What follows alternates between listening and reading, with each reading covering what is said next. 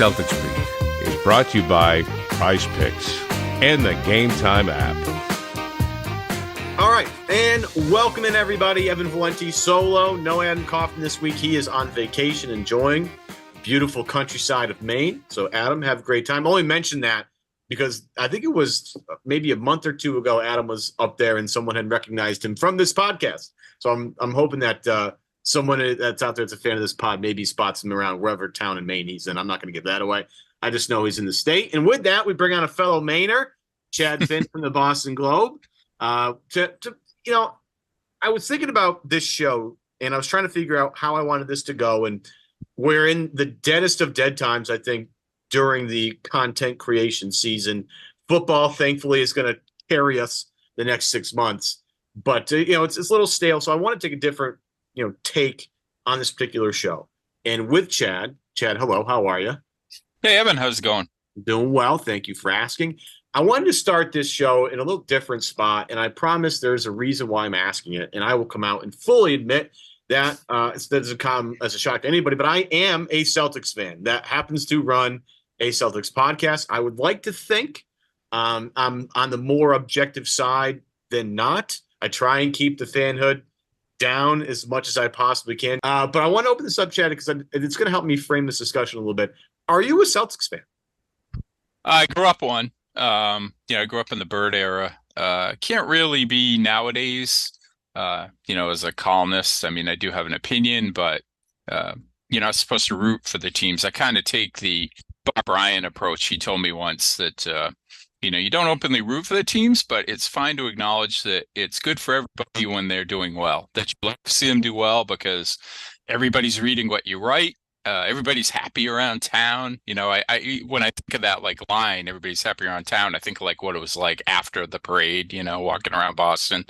The newspaper or the website's making money and it's all good for everybody. So that's kind of how I look at it. I'm not somebody who is negative to be negative. I can be when I believe it, and I believe that's the approach to take. But for the most part, I just kind of follow that feeling that Bob always had, that mindset that, it's a good thing to be able to cover this and to be around teams like this and to be able to make those memories and share them with your readers and the people in your life who are real true fans.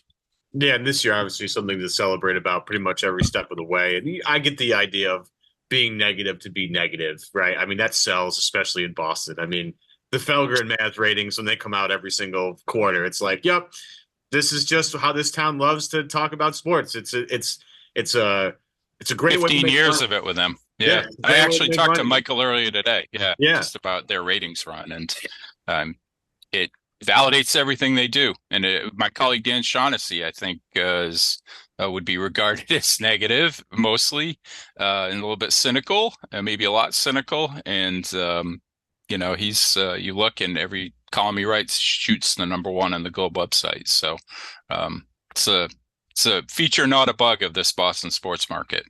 Yeah, and as the guy from the other end of the pike, I'm down here on the west side of Massachusetts, a little bit more laid back, a little less stressful out here in terms of your coverage. Again, trying to be balanced and everything. I get the idea of, not everything is sunshine and rainbows all the time, but not everything is also falling apart at the same time. It's like, with the Patriots, Joe Milton has a great, throw for a touchdown. Everybody's like, oh, he's better than Drake May. Oh my goodness. It's like, oh, yep.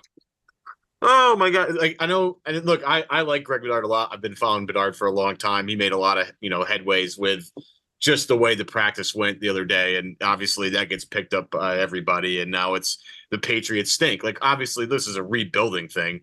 It's going to take a while, right? They're not going to be perfect right now, but there are, you watched the game Thursday night. There were some positives. That's all I'm saying. And we can always highlight those. But what's interesting is I think sometimes the community or the local angle sometimes can help shape the national angle around certain things. And I mean, look, you've been paying attention. Most of this audience, if not all this audience, has been paying attention to how much negative press Jayson Tatum collected just during the Olympics, right? I was legitimately blown away, Chad, by how much coverage Jayson Tatum got just around the Olympics and his did not play coach's decisions. So did that, like, the fact that it generated news cycles completely floored me. Did it surprise you? I think to the degree that it's a constant story day after day, but it was also sort of self-inflicted by Steve Kerr, where he doesn't play him against Serbia the first time. And, he says, what was his quote? I feel like an idiot.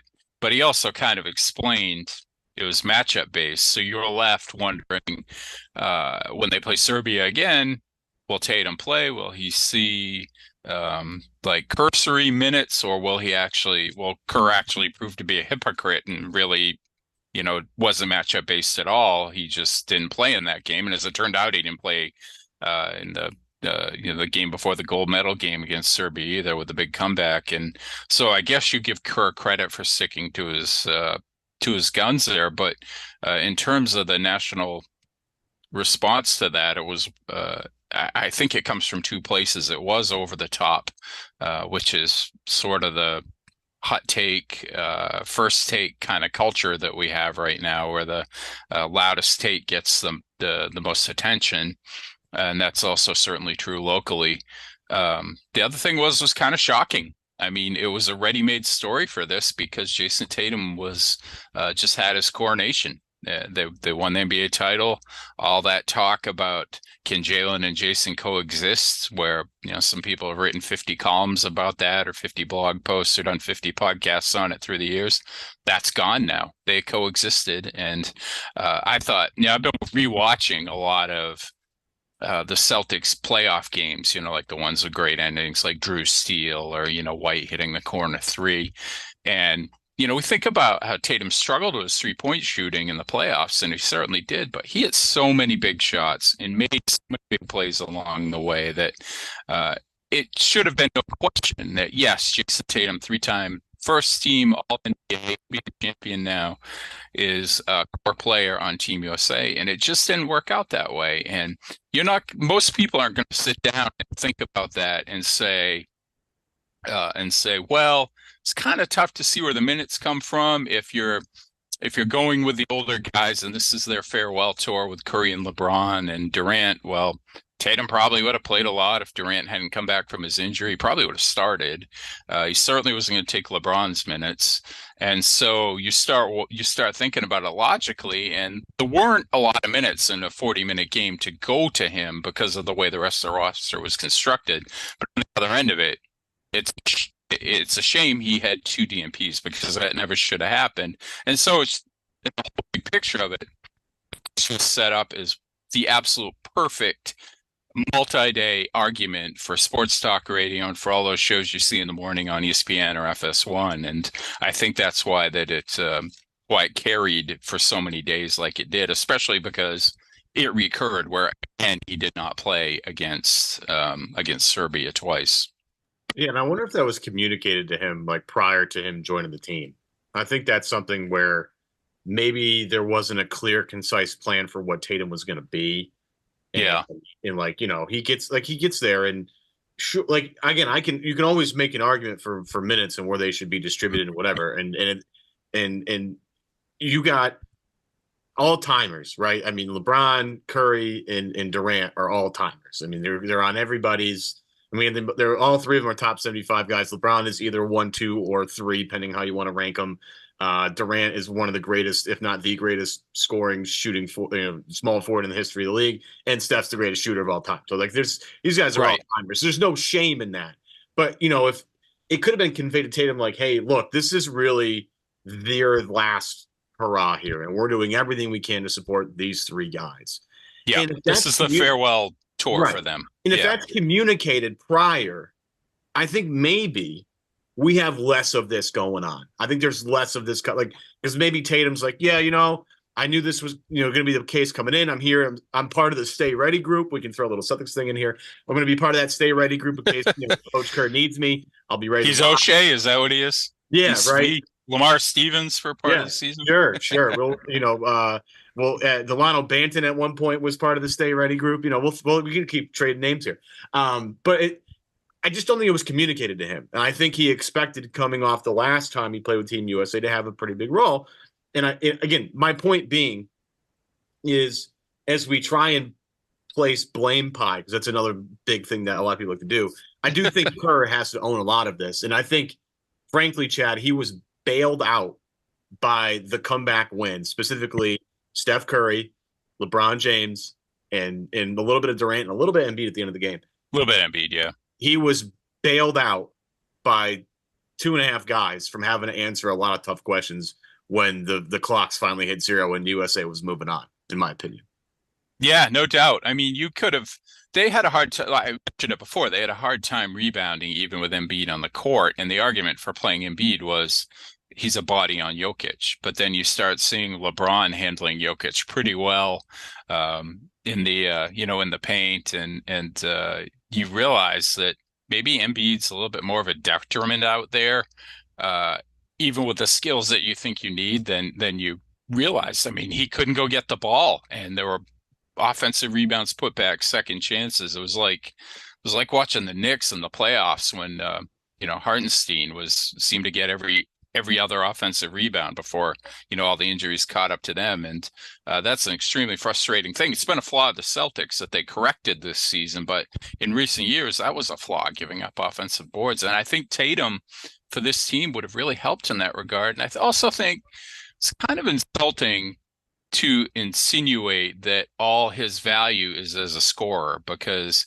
the Celtics are champions in large part, I think it's fair to say in large part, because he made the necessary sacrifice. He learned to play a little bit more team basketball. And the vision that pops in my head is the behind the back bounce pass to Horford for the key 3-pointer against the Pacers.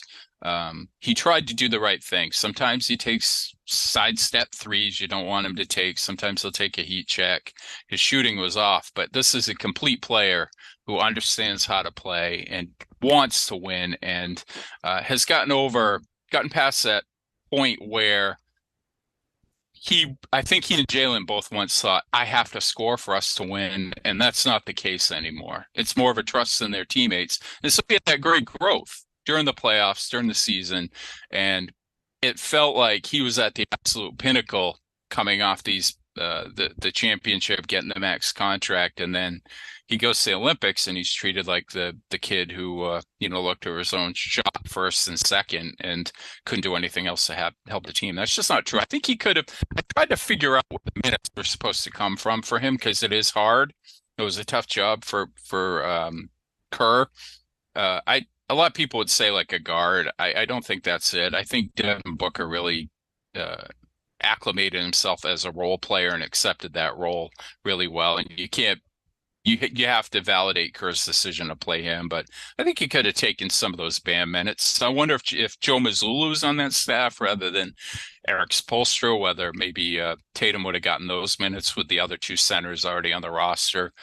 Maybe he just plays a little bit more for Durant or that sort of thing. But the bottom line to me is he should not have had DNPs with being the player that he is right now, no matter what all of the other factors with the construction of that team and it being focused around the old guys was.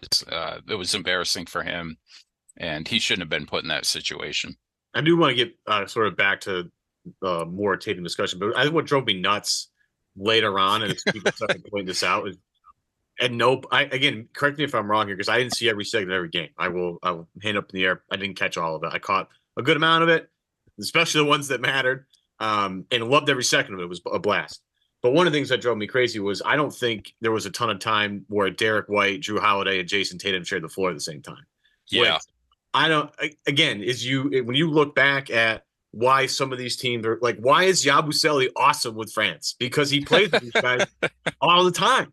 Yeah. And yet you're coming off an NBA season where this team just won 64 games, and these guys play together for 100 games. They have a ton of and it was super evident to me, and I forget the exact time and situation where this happened, but there was a play where I want to say Jokic had the ball on the left baseline. He's got it kind of above his head. He picked up his dribble, and Drew Holiday shot down, hands up, coming at him fast to try and double him.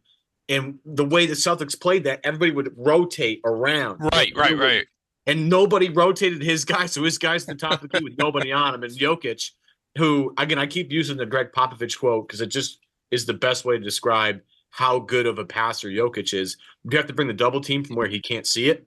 So he just, he gets blindsided because you can't blindside him. The guy's amazing. And he just was like, oh, yeah, okay. And sure enough, 3-pointer. And I'm sitting here like, yeah, if Tatum and White run the floor at the same time, they might have been able to close that gap a little bit. And that's if I have one, if I had my biggest frustration after this is all over was that exact idea. We praise all these other teams and for good reason, right? Oh, it's so great that these guys have so much synergy and chemistry and they just know how to play together. And we just throw this hodgepodge. And I'm not saying hodgepodge like it's like a bad term here. It's just kind of thrown together. It's like, oh yeah, we'll throw LeBron, Steph, and we'll just take all these guys and they'll just kind of figure it out. And luckily for the U.S., it usually works out more often than it doesn't. But those little times where you're like, yeah, if there was a little more continuity here, plays like that wouldn't happen. And yet we didn't see a minute of that. And that, Chad, at the end of the day, that drove me the craziest out of all of it. Because that's something I completely don't have an answer for. I don't understand why that wasn't thrown around. Yeah, no, that's a great point. And, you see the connection that Curry and Durant still have from their time in Golden State. You see a guy like Jamal Murray really struggle for Canada. And part of that, I think, is he didn't have Jokic. See the connections that these players have built in already before they go to the Olympics. It's really fascinating to see where they succeed and where they struggle without pieces that they're working with. And Team USA starting lineup wasn't great defensively when you would have Embiid out there who wasn't in the best shape to start the tournament, wasn't that interested in moving, kept having communication issues with Durant. We saw that in the Serbia game where they both ended up on Jokic and Jokic just hits a guy underneath for a layup. And then, Curry's not a good defender. Booker's defensive ability, his efforts there, and he dogged guys up and down the court during the tournament, which I think wore some lesser guards out, but he's not. You wouldn't call him an above average defender. You could have put Holiday, White, and Tatum out there for a short spurt and been incredibly switchable. One of the problems they ran into against Serbia was they weren't getting the 3-point shooters when they built that 14-point lead because they weren't rotating, like you said, and guys were not used to communicating with other guys, and weren't the greatest defensive players in the first place. I think those three guys would have played spectacularly together, and I know part of that is that you can put Drew Holiday with anybody on earth and he'll fit in. It was funny just watching the Olympics, and you see Booker and Durant, and you see LeBron and Davis, and you say, why are the Suns just good? Not a contender, just a pretty good team. And why do the Lakers stink? They would give anything to have a Derek White or a Drew Holiday, let alone either of those guys. And so we saw Derek get a little bit of run early in the tournament. We saw Drew essentially start some games with essentially their sixth man, like their jack of all trades. And if you put those two guys out there with Jayson Tatum, I think the defense would have looked a lot like the Celtics defense this year, which is, again, one of the reasons they're going to be raising a banner on opening night. But I do want to get this back to Tatum specifically and sort of the coverage around him. And again, Tatum dominates news cycles by not playing, which I think is a unique situation. I don't think there are many guys, if Ant Edwards didn't play, I think people would have figured out, well, he's kind of young, whatever, but he got a lot of minutes. So he got a lot of playing time. Nobody's making crazy assertions because Tyrese Halliburton didn't play. I mean, he made a joke out of it. He's like, look, I got a gold medal to even play. Like, this is great. Nobody went crazy, but I think it's interesting that specific thing, again, dominated news cycles. And I wonder if, and the answer is probably a multitude of things. It's probably not just one thing or one thing. It's probably a combination of things. And I can't quite figure out if like Tatum is that big of a lightning rod, if Boston sports in general are just because we're so passionate as fans about all of our teams that we just kind of we're loud and we're passionate about things. So it just gets into the sphere. If it's the NBA and the popularity of the NBA being look, it's not the NFL. We know it's not the NFL. We got that. The NFL literally makes a day out of the schedule day that the NBA tried to Right. Thursday, but like to no avail. Nobody really cares. Like it's just like how many national TV games are there? The Celtics have 36, by the way. And we're not going to even talk about that because it's like, who cares? I like the Larry Bird quote. There's 41 at home, 41 away. We'll see it when it happens. Like that's Right. Prize Picks is America's #1 daily fantasy sports app with over 5 million active members. Prize Picks is the easiest and most exciting way to play daily fantasy sports. Unlike other apps on Prize Picks, you just go against the numbers. You against the numbers, that's it. You can now win up to 100 times your money on Prize Picks with as little as 4 correct picks. You can turn $10 into $1,000. That's right, $10 into $1,000. It's that easy. One Caleb Williams passing yard gets you 1 win on Prize Picks every week in September. That's right. Only 1 yard gets you an automatic win every football season in September. 4 weeks of free wins, 4 weeks of free W's. Don't miss the deal on Prize Picks because it's gone when September is gone, when September ends. Prize Picks is the best way to win real money this football season. Which players are going off, which ones aren't. Make your picks in less than 60 seconds and turn your sports opinions into real money all season long with Prize Picks. Patrick Mahomes, what do you think of this one? Patrick Mahomes for more than 4,300 passing yards. And Aaron Rodgers, listen, he has to really step it up. Aaron Rodgers for more than 3,750 passing yards. Yeah, I think both of those can happen. Download the Prize Picks app today and use code CLNS for a first deposit match of up to $100. That's code CLNS on Prize Picks for a deposit match up to $100. Prize Picks, run your game. Why is Jayson Tatum in his not playing dominant in the news cycle, in your opinion? Is it because he's a top 5 player in the league and that's what that attention gets? It's because, Boston people are so adamant, or is it the NBA's popularity, or is it a combination of all three of these things? Yeah, I think it's a bunch of things.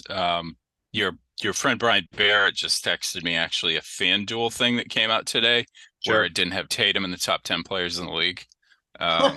So it gets engagement. I think one of the Devin Booker. It's basically the guys who played well at the Olympics ahead of him. But Curry's in there, LeBron's in there.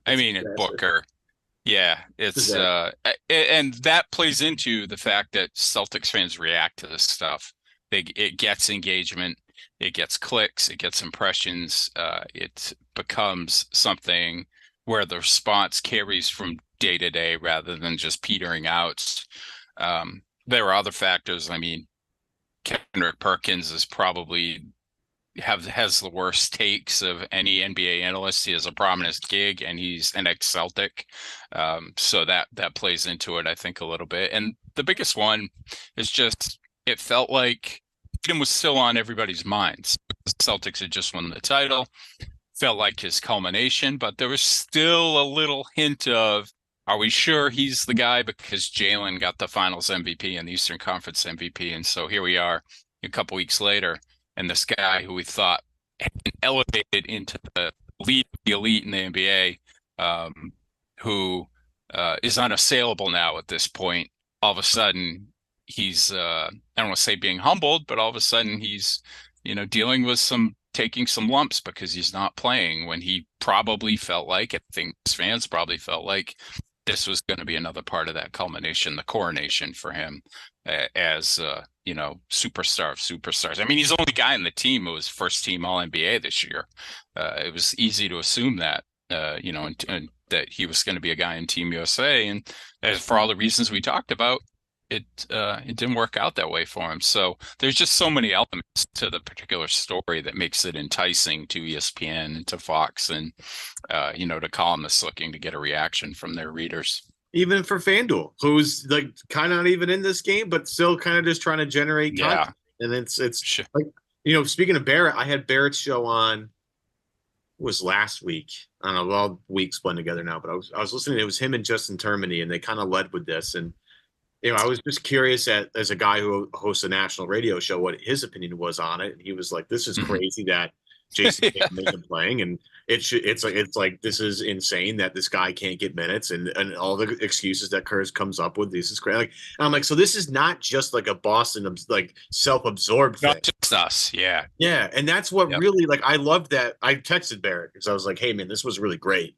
I just want to commend you on having a different voice other than the Boston echosphere of like just all of us chatting and being angry about this." Like, because we had Barrett on our show the week prior to talk about the same exact thing. It's like, what's going on?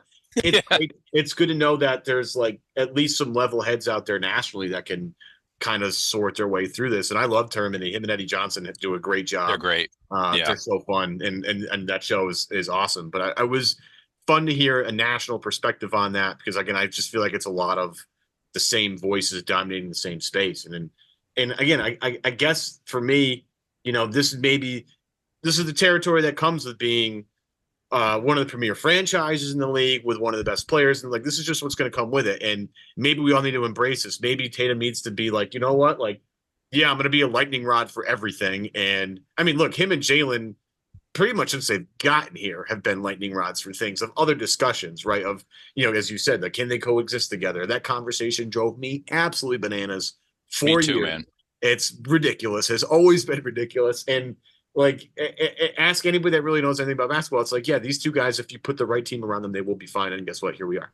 But maybe this is what comes with being the face of the league. I think so many people are trying to force certain guys down our throats, like whether it's Anthony Edwards, and I love Ant. He's great. It's a little too early for Ant, I think, but he's got a shot. We've seen a lot of examples of it being too early for Ant. Yeah, he's gonna be, the Olympics. Yeah, he's gonna be a special player. It's gonna take time. We need to allow him to get to that point. Devin Booker is another great example. He gets into the NBA Finals. He's feeling great, but then the only thing people remember from the NBA Finals is the alley oop, and it's Giannis dropping 50 in a game 6 to win. Like that's what we remember. And he's a huge face of the league. Jokic is a huge face of the league. The league is way more international now than it's ever been. I mean, look, if I'm on the Spurs, I would have already signed Yabusele to a contract already to be on our team for this year because the chemistry there is obviously pretty good. Wembanyama is the next big thing. But maybe this, like all this vitriol that Tatum is getting, maybe this is what comes with being the American face of basketball. I mean, Steph, people gave him a hard time until he won. I mean, LeBron still gets a hard time, even though he's like at worst the second best player of all time. Like maybe He's only won 4. yeah, maybe this is what comes with the territory of like maybe collectively we all just need to embrace this and say, look, like this is because he's the top player in America. This is what's going to happen, and we all need to embrace the fact that we're so lucky to have the best American basketball player playing for our local team. Maybe that's it. Am I wrong? No, not at all. I mean, certainly you can find a positive out of it too. I mean, I read at least 3 columns this week, excluding my own, using the phrase vengeance tour. And it really does feel like that's possible with 15 of the 17 guys coming back. And who knows, maybe O'Shea could end up back here too. He's still out there. And the fact that they're probably going to be the most motivated defending champion that we've seen in a long time because of all the nonsense that's come after they won, whether Jaylen's frustrations with Team USA basketball or all the stuff that Tatum had to endure by getting those 2 DNPs over there and all the conversation around that, which he acts like he doesn't hear it and he handles it really well, but he does hear it. He kind of revealed that after they won with the what are you going to say now? Was that what his phrase was? So yeah. Maybe like, this corny. It's like, well, I don't know. This guy's been getting his ass kicked verbally for 7 years. I think he's allowed to say a couple things. Right. But you know what, too? I mean, just a little bit off the topic, but you mentioned that it's been nonsense with Jaylen and Jayson for a long time. One of the most satisfying things about sports, about being a sports fan or about covering a particular team, is when the guys that have been here for a while actually come through. The most satisfying thing to me about the 2004 Red Sox was that Pedro Martinez got a World Series here. His contract was up. You didn't know if he was going to be back. He had been through so much. Yankees are my daddy, and Grady leaving him in and all that. And for them to for them to overcome that, that was the biggest thing more than 86 years or anything else to me, was seeing guys like him and Manny Ramirez and people like that who had been here for Derek Lowe, Jason Varitek win. And that was the same thing with this. The Celtics did it the right way. They obviously had to make some changes. I think a big reason that Tatum and Jalen became more willing to share the ball was because they have a trust in Drew Holiday and Derek White that they just couldn't quite muster for Marcus Smart. The ball, I love Marcus. Ball always found him in the big moments. Sometimes he came through, sometimes he didn't, but the ball always found him.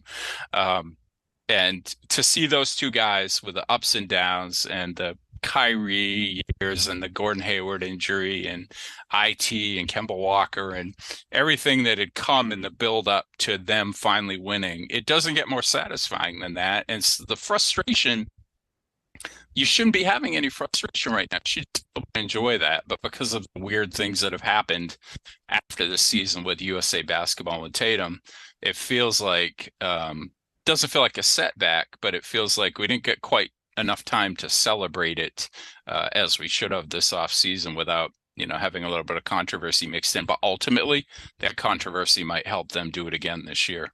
Yeah, there's nothing. I mean, as guys have been watching the Patriots for the past 20 years, having a chip on your shoulder is never the worst thing in the world. Right. The documentary, the Last Dance documentary, showed just that Michael Jordan, like, not saying hi to him in a restaurant was enough to give him the motivation. Like, Brady can go through this, the quarterback's taken in front of him. I love Amon-Ra St. Brown for the Lions. You can name all 14 receivers that are drafted in front of him, and now he's a top 5 wide out in terms of monetary value in the league. And Paul Pierce always battled off the guys picked ahead of him. Yeah. And still, Paul, still fighting battles where it's like, again, you weren't the one thing that kills me about the new generation. And I like the fact that they're passionate about things and they want to, there's so many avenues now to learn the game that weren't available when I was younger. And certainly when a lot of people that listen to this podcast were younger, but the one thing that kills me is the lack of respect for the guys that have come previously. And it's like, oh yeah, Paul Pierce wasn't any good. It's like, you weren't watching the games. Like, if you went back and watched the game, I know he doesn't look like the most athletic guy in the floor, but he still found ways to score. And that's a skill. And it was a unbelievable skill and just has gotten lost with time. And it's really, that stuff actually bothers me. And if, what's fun is I went back during COVID, I watched, and this is gonna drive me crazy, but my brain's got a cajillion things in it. Did the Celtics play Kareem in the Bucks in 74 or 76? 74. Okay. 76 was Phoenix. All right. So I watched the 74 finals not recently, but during COVID when live sports weren't a thing and I had to find some outlet, right? And I remember watching those playoffs and having just a completely different appreciation for JoJo White. I'm like, you could take that guy and put him in any era and he would be awesome. Oh, yeah. And he could run forever. Oh my goodness. Yeah. I mean, it's unbelievable. And I'm laughing. I'm like, Dave Cowan's trying his best. He's 6'8", maybe 6'9", maybe. And he's got to guard Kareem, who's an absolute alien. And how every play wasn't getting the ball to Kareem, I'll never understand. I just never got it. And then you're watching Havlicek literally never stop running ever. The guy is constantly in motion. It's like Steph. Yeah, it's exactly.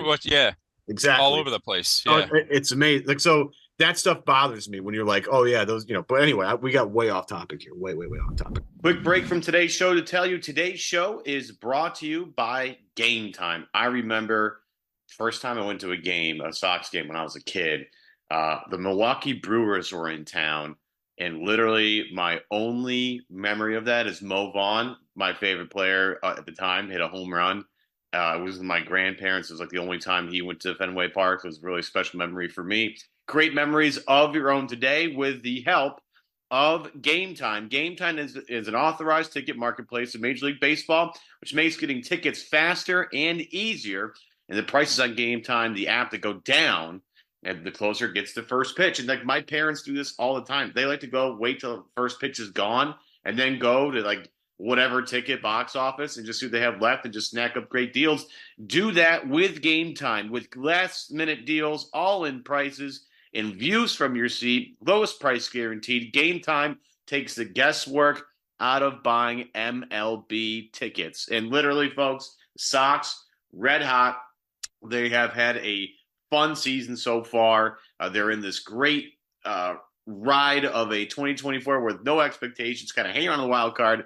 We love that. Use Game Time to get to Fenway or whatever stadium you want to go to throughout the rest of the summer. Again, you can save with the 60% off buying last minute for sports, concerts, comedy, theater, you name it, they got it. And you can save even more with exclusive in-app deals on select seats ahead of the game or event. So make sure you take the time and take the guesswork out of buying MLB tickets with Game Time. Download the Game Time app, create an account, and use the code CLNS for $20 off your first purchase. Terms apply. Again, create an account, redeem code CLNS for $20 off. Download Game Time today.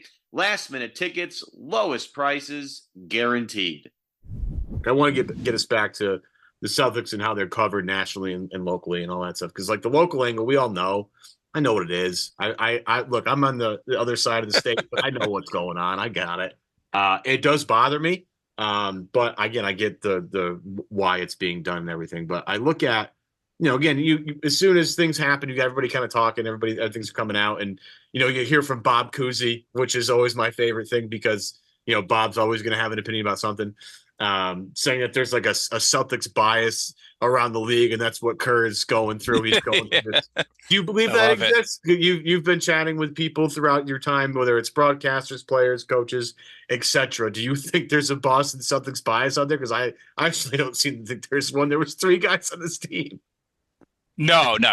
I mean, Kuz is great, and one of the things I admire about him is he's still right on top of the current NBA for 96 years old. I always like that about Tommy too. Like Heinsohn was obviously from a different generation, from a couple different generations. He coached that 74 and 76 team we were talking about to titles, and he was a player and a player rep and a broadcaster and all these things, but he had a great appreciation for the current players. He might bitch about the 3-point line or something like that, or complain that they're not, running as much as he wants to run. Run, Walter, run. But he had great respect for the skill set that Jayson Tatum had, or Steph Curry's shooting ability, or whatever it is. And I admire that from the older guys, from the other generation, because the people I hear from often from that same generation are their emails will start, I grew up with Bill Russell, Heinsohn, and Cousy, and Jayson Tatum doesn't play defense and he doesn't rebound and all he wants to do is shoot threes. And I'm just like, you're not watching the games. You're listening to sports radio and you're listening to what Felger and Maz are telling you about Jalen and Jayson, and you're regurgitating it to me because it jives with what you want to feel about the current NBA game, because you're not young anymore and it's not the game you grew up with and it's different, and so it can't be as good. And man, I grew up in the Bird era. Okay, I love Bird and McHale and Chief, and Dennis Johnson's probably my favorite non-Larry player of all time, but I can recognize that so much about the game now is better. You watch like a highlight reel. I was watching Magic Johnson highlights the other night because it was his 65th birthday the other day. I still think he's the best passer of all time. Him and Larry right up there, but the defense wasn't as good as it is now. The players are nowhere near as physical as they are now. And they talk about the game like from 35 years ago as like everybody was the bad boy Pistons beating the crap out of each other. And it's just not true. They tried to play defense, but the players weren't as athletic or as fit or as well-rounded as they are now. And that's the truth. And a lot of fans from a different generation have a hard time recognizing that, and that is amplified by sports radio telling you there's always a problem with something. There's Jalen and Jayson don't get along, or these guys don't want to pass, or whatever it happens to be. And so those things, it's kind of a cycle, and it's a frustrating one, because if you can just step back and look at what your eyes are telling you, these guys bust their ass. They play the right way. They just won the championship by playing unselfish team basketball and coming through again and again and again. And it's a great product. And I kind of feel bad for people from a different generation who don't appreciate it. But I'm also kind of like, the hell with them. They don't know what they're missing. Yeah, a couple more things before we get out of here, Chad. And one of the things I kind of referenced it earlier about Celtics and their nationally televised games, and here we are in the middle of August. We're talking about Jayson Tatum and talking about basketball. And, it's not on the horizon for a while. And the C's have a ton. They're the fourth most national television games behind the Lakers, the Warriors, the Knicks. Warriors have a bunch, yeah. It's the Steph show, and honestly, I get it. Totally. Don't roll an ankle. Yeah, I know. It's right? going to be the Pozemski show. Yeah, well, I love B Pods. He's great. Yeah, he's a good player. Moses Moody and Jonathan Kuminga and the rest of that team. Look, I'm ready. The C's obviously very well represented nationally in terms of seeing the product on television. And again, it's nice to be the champs for sure. But with everything being said, it just feels like to me that Adam Silver must love the fact that the Celtics are relevant because, again, here we are in August when things aren't supposed to be going on and we're supposed to be football, and yet here we are dominating news cycles. We're talking about basketball. We're talking about the NBA. We're talking about all this stuff. How much do you think Adam Silver loves the fact that the Celtics are super relevant right now? Adam Silver loves the fact that the Celtics are super relevant, that LeBron and Anthony Davis are on the Lakers, so you can still put them on TV even though they're mediocre as a team, and that the New York Knicks suddenly are relevant with their Villanova alumni squad. It doesn't get much better than that for the NBA, just in terms of viewership markets, New York being number one, LA number two, but also history, tradition, dedicated fan bases. The league is in a great spot with that sort of stuff right now. And you look at the teams that, consider themselves serious contenders. I think the league was really happy Wemby ended up with the Spurs, which is a team that it's not the biggest market, but it's one with a great basketball history. And the league, if you're not going to end up in the bigger markets, they certainly like their best young players to end up in cities with a tradition. So I think if you ask Adam Silver right now, he's got a lot of things he's dealing with. The TNT situation with Amazon is a headache, a few other things. But I think if you asked him about just specifically the state of interest in the NBA, he would be pretty thrilled with everything.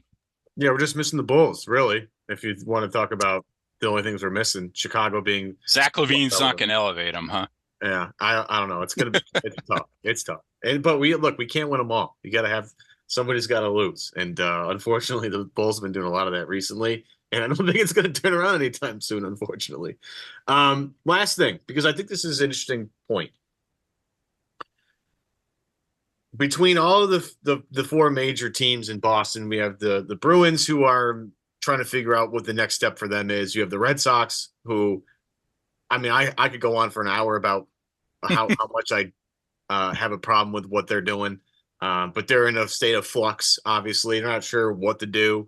They're cutting costs, if they're going to invest in the future, if the big three down in now in I think they're up in AAA now, if they're going to be coming anytime, whatever. Like, there's a lot going on there. The Patriots are young. Drake May, obviously, that 55-yard bomb Thursday night that was just off the fingertip. Well, out of the grasp of Javon Baker. Heck of a throw, yeah. Oh my God. I was like, I haven't seen one of those in a while. No, I know. I can't tell if May looks really good, just athletically, or it's just the Mac Jones effect still. By comparison, everybody's going to look great. I think May looks. I think it's great reason to be enthusiastic about him, though. Absolutely, I was thrilled with the second preseason game, but it seems like to me, Celtics are the king, quote unquote, of the city in terms of just from a recognition standpoint, from a talking standpoint. In your opinion, how long can this last? Can they hold on to it? Is this going to be like Larry Bird and the big three in the 80s with the Celtics, and this is the team of Boston for an era? Or is this going to be just a flash in the pan once football becomes way more relevant? They're going to be next year's, whatever.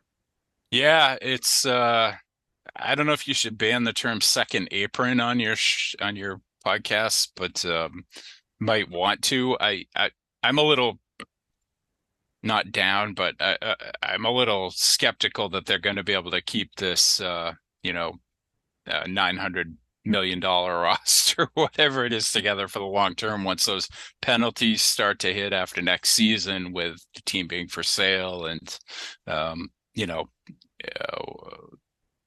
some people getting involved with that, probably, that you might not want them to be involved with owning a team you care about. I think we're going to probably hear some names that make you say, good Lord, I hope that guy doesn't buy the team, or I hope that conglomerate doesn't buy the team. But for the short term, and that is next season and maybe the season after, and then we'll see beyond that, they're loaded. And if they stay healthy and Kristaps comes back and is ready to go whenever that time comes, January maybe, they should be in a position to make another run at it. And they know so much more now than they did going into this season. They know how Drew Holiday fits with them. They know the roles of their bench players and what they can do. Joe Mazzulla's grown exponentially as a coach in his 2 years.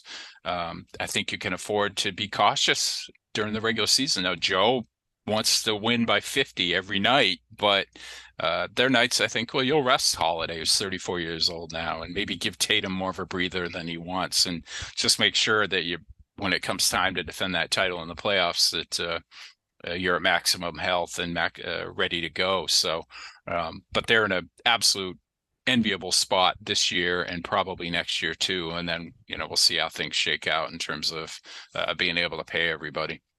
Yeah, I think the only thing that's going to derail this team from being just the talk of the town for a decade is Drake May possibly being just the next best guy. But, I think we got a little while. Yeah.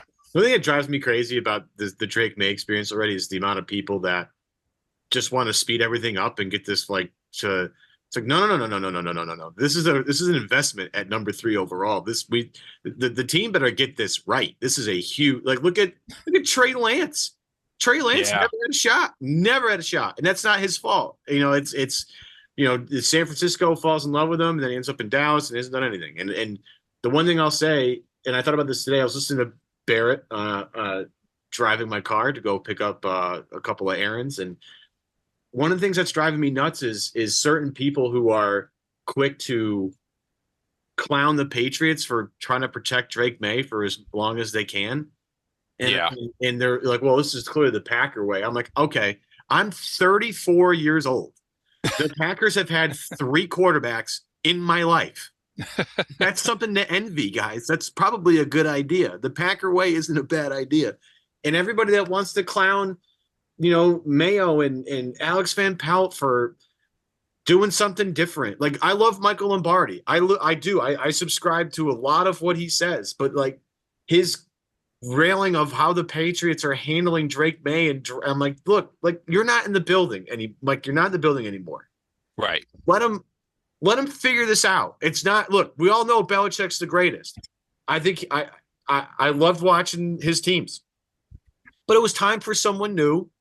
Let's give this a shot. And we're not even in the regular season, and it's already a mess. It's relax. So and I just don't get it. And maybe I'm just way more patient, and everybody else isn't. But it's as someone who would like this to be the last quarterback I have to root for a while. I just want to watch Drake May grow and develop. It's okay if he's not taking a cajillion snaps. It's totally fine. If you look at the product, look at his feet, his footwork looks great, looked awesome. Baby steps. It's okay. Rome wasn't built in a day. It just because you drafted him 3rd overall doesn't mean he's going to save your franchise the first day he's here. Well, it's been kind of absurd with him already in terms of the media reaction around here, where you went from preseason game 1. Are we sure Joe Milton's not better? Joe Milton throws the screen passes at 95 miles an hour. That's why he's not going to be the guy probably ever. They drafted him to trade him for a 4th round pick down the road. And now, May plays well last night, made some throws we haven't seen around here in a while. And all of a sudden, you got to play him over Brissett. There's been these wild swings already, but I think it comes down to media-wise. Felger told me this, talking to him, for something about the Sports Hub's 15th anniversary, just kind of said offhanded, we need the Patriots to be good again. And it's true, because NFL is just the attention the NFL gets is multiples over another league. You look at the TV ratings, look at Super Bowl still getting 115 million people watching it, more than that compared to like what the NBA Finals or something like that gets. It's just no contest. And I think these people in sports radio and to a lesser degree doing, what I do, what you do, recognize it's a huge benefit to us if Drake May is good and the Patriots accelerate this, this return to NFL relevance, because they're not going to be very good this year. And I actually kind of admire trading Matthew Judon and having a first year, call Elliott Wolf the de facto GM, having him recognize that this team is what it is. It's not going to be very good, and so we're going to build for the future. That's a pretty mature approach to team building from a guy who's in the job for the first time. But it behooves all of us for this team to get back to being relevant in the NFL landscape again. And so I think we're going to hear a lot more. Drake May has to play. Drake May has to play. And, Mayo kind of left that door open this morning, Friday morning, to that, that job isn't settled yet. So that's only going to play into it more. Yeah. Thanks. Thank you, Gerard, for stoking the fire and keeping it going. But for now. Hey, ex-media guy, right? Yeah. For now. Quick Slants alumni. There you go. Look, it's a long list of Quick Slants alumni.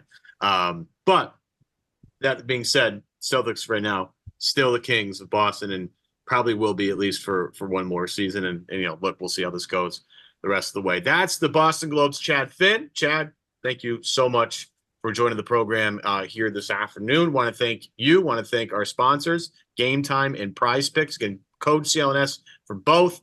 Up to $100 in your first deposit match for Prize Picks. It's a $20 off your first purchase at Game Time. I want to thank all the audience out there. I want to thank everybody involved behind the scenes. Amit, who is just the craziest guy ever. I love that guy. He is amazing.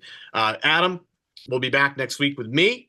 Make sure you subscribe to this show on iTunes, on Spotify, on YouTube. We're all over the place. You guys have a great weekend, and we'll see you guys next time right here on Celtics Beat.